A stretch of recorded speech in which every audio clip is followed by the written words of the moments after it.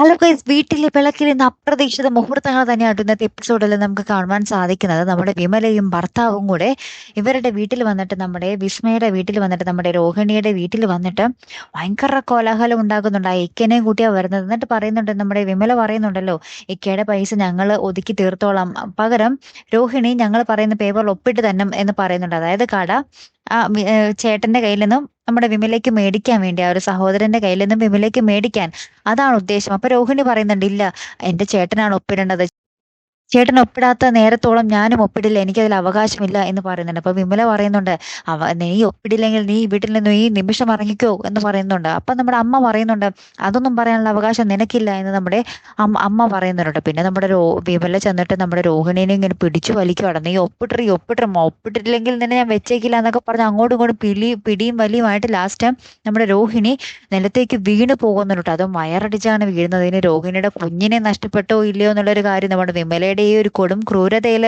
നഷ്ടപ്പെട്ടത് നമ്മുടെ രോഹിണിയുടെ കുഞ്ഞിനെയാണോ എന്നുള്ളൊരു കാര്യം നമുക്ക് കണ്ടു തന്നെ അറിയണോട്ടോ. അപ്പൊ എന്തായാലും കാത്തിരുന്ന് തന്നെ കാണാം. അപ്പൊ അടുത്തൊരു വീഡിയോ വരുന്നത് വരയ്ക്കും ഗുഡ് ബൈ.